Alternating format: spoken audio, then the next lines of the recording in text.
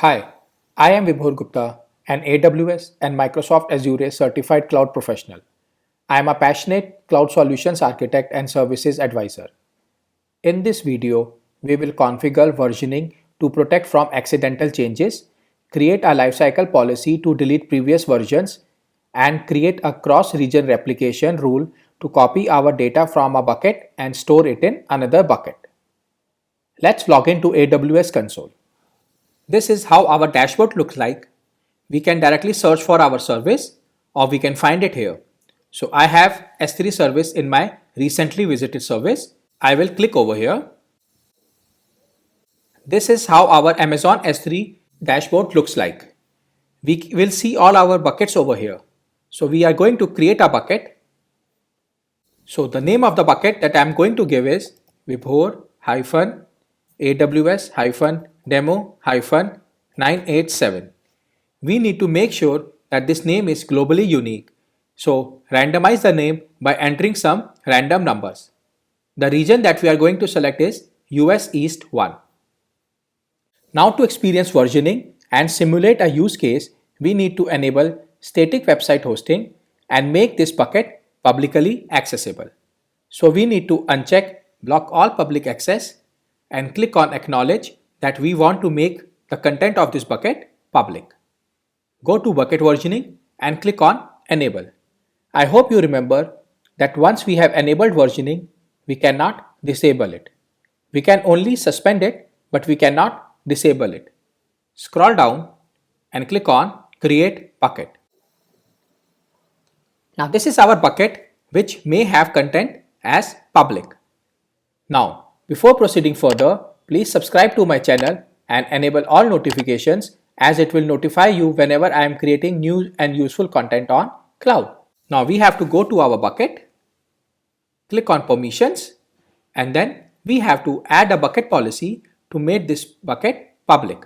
Click on edit and then copy and paste the permission. I am sharing the link in the description.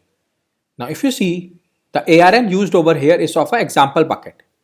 So we have to copy the ARN of our bucket and then paste it here.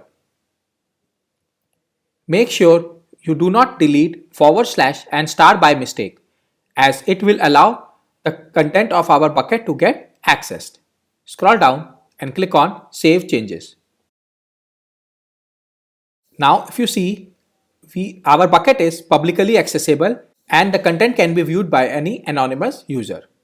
Go to Properties, scroll down and click on Static Website Hosting and enable it.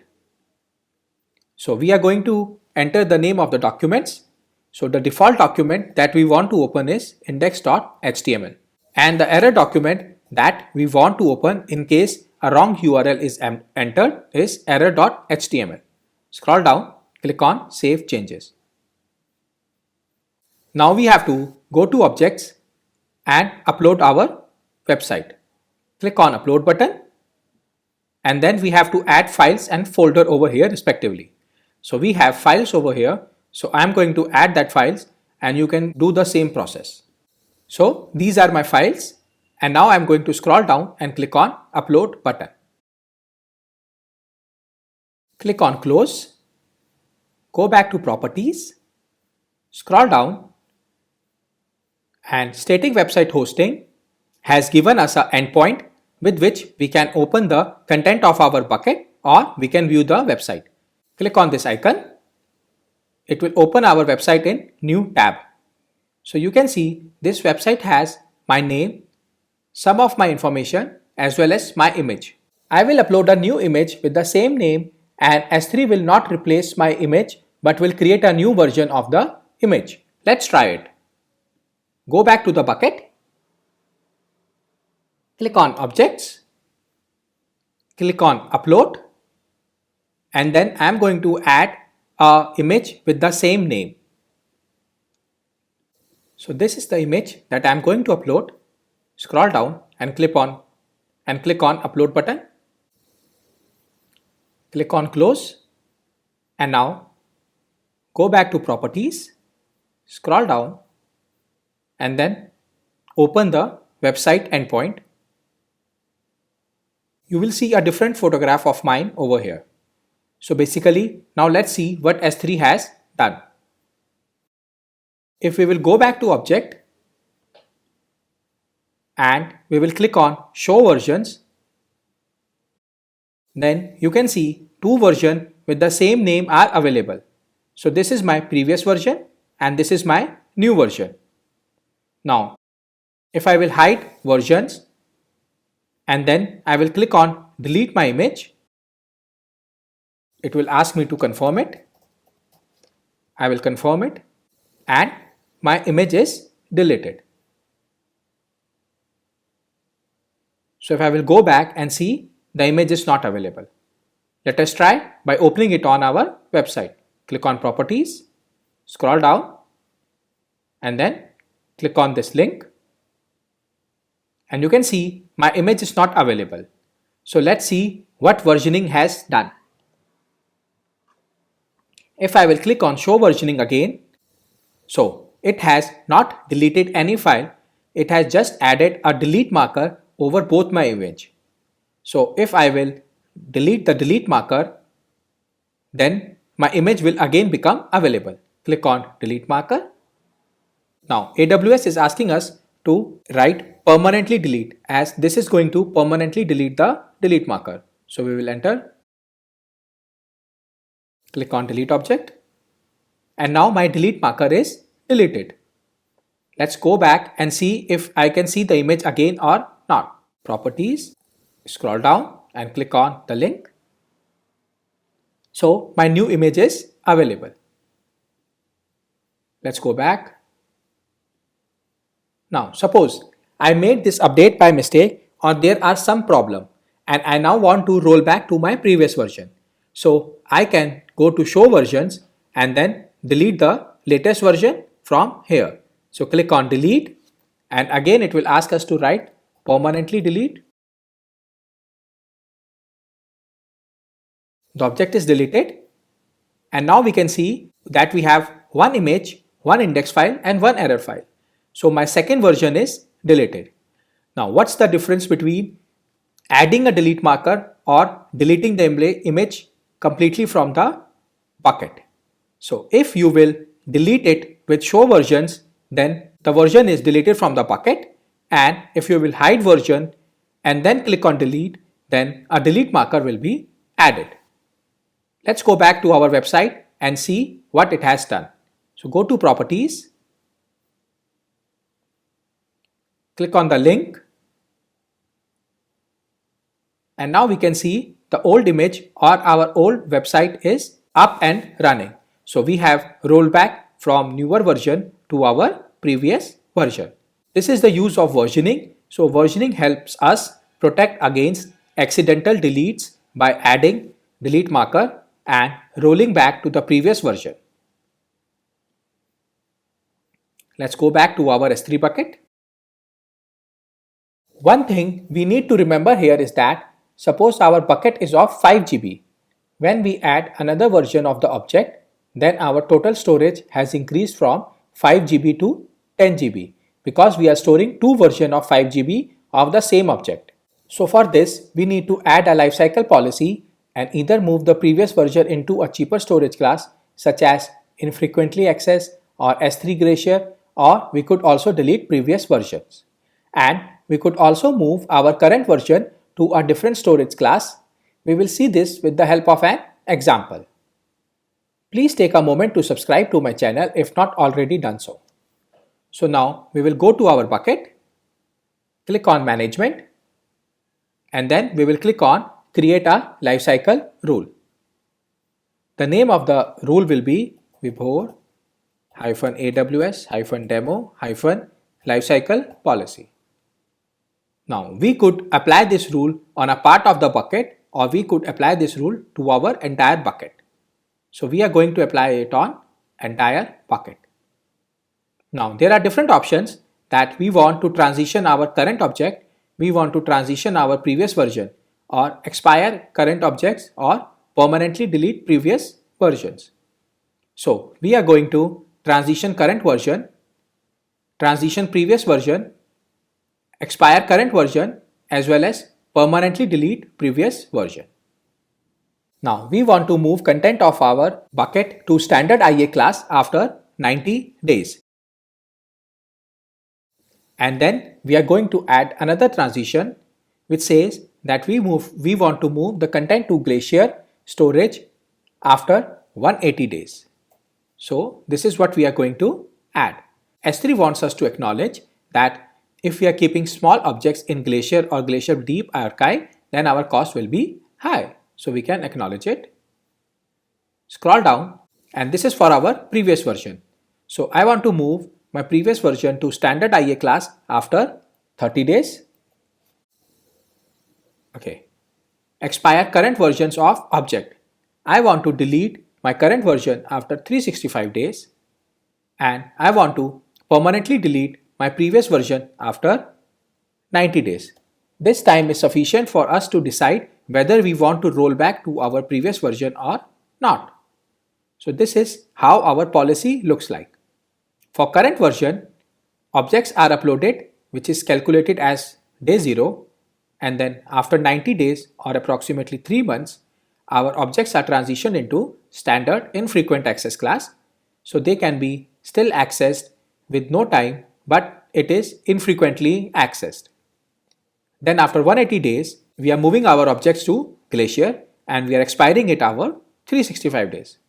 For our previous version, at day 30, we are moving them to standard IA, and at day 90, we are permanently deleting them, as we do not expect to fall back after 90 days. Click on Create Rule. So we have successfully created our rule. Now we have to discuss replication. We can copy our data from a bucket and store it into another bucket. There could be many use cases for it, mainly for data resiliency or to reduce latency and move the content closer to the user. Now replication can be done in same region or cross region. It can also be done across the accounts.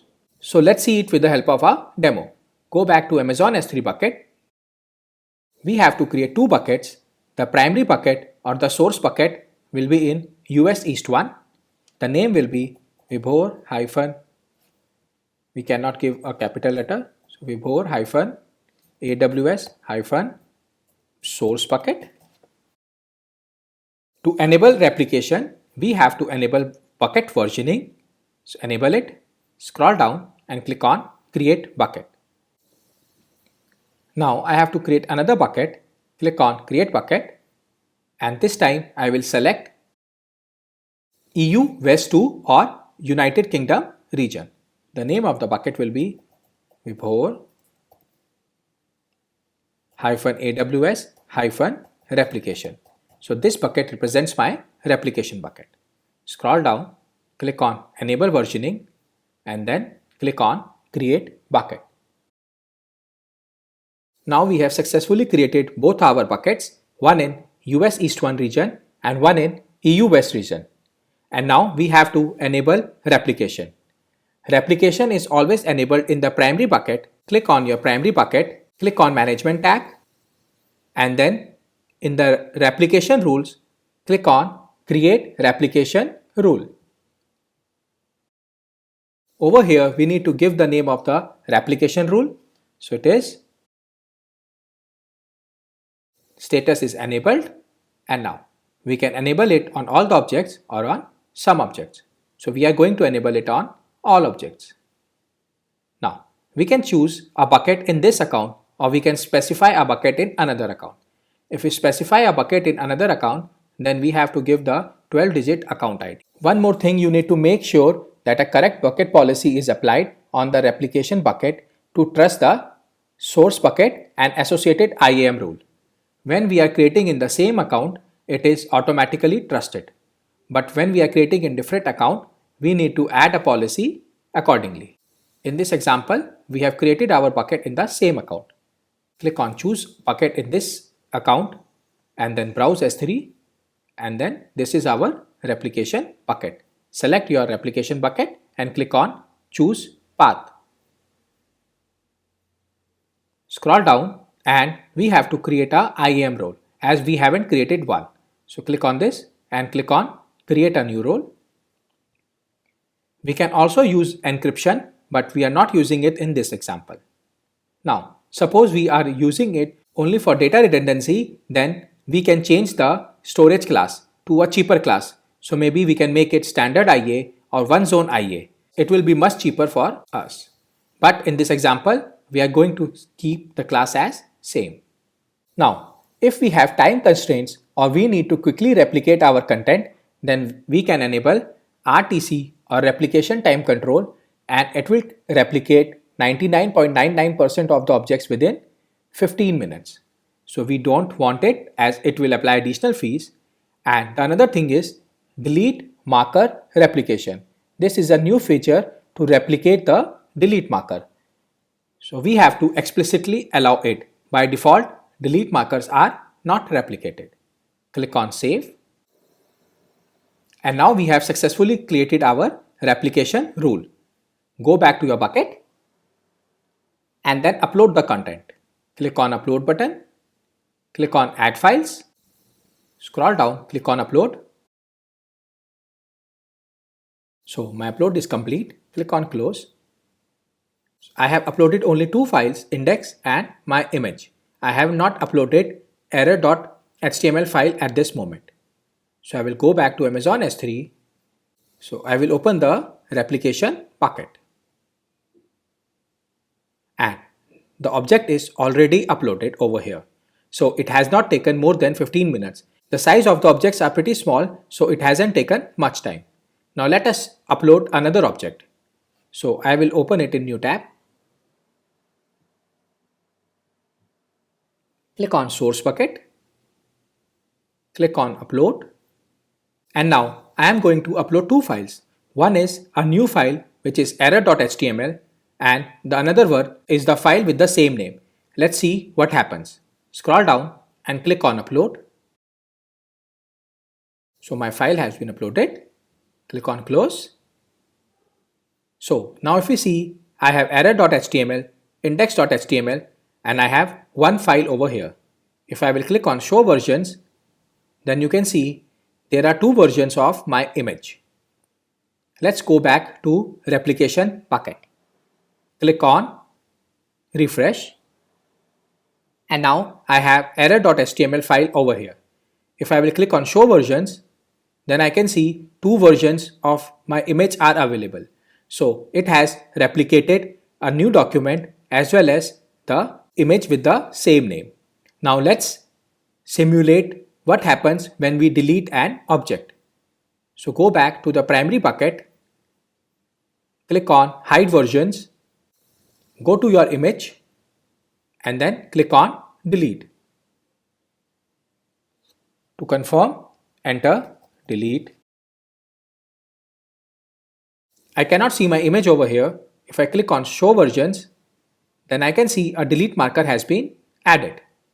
Now let's go to our secondary bucket or the replication bucket. Click on refresh. So if you see, a delete marker has been added over here. Now if I will try to open this object or the image, it will not show as there is a delete marker. Now let's permanently delete an object and see the behavior.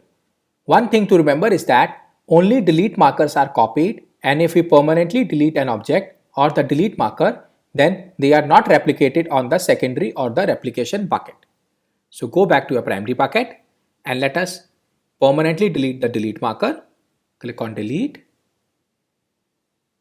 Enter permanently delete as we are permanently deleting this object from the bucket. I will copy it as I have to delete one more file. Click on delete object. So object deleted successfully. Click on close. And then I am going to delete index file as well. Click on delete, permanently delete, and then delete object. So the object has been deleted. Click on close. Now I am going back to my replication bucket and will refresh it. So there is no change. So I will wait for 2 minutes and will refresh it again. I will refresh it again. And if you see, the files are not changing. So basically, the delete markers are replicated, whereas if we are permanently deleting a file, it is not replicated. In this video, we have configured versioning to protect from accidental changes and rolling back to the previous version, created a lifecycle policy to delete current version and previous version, and also created a cross-region replication rule to copy our data from one bucket to another bucket for data resiliency or maybe moving the content closer to the user. Thank you for watching my video.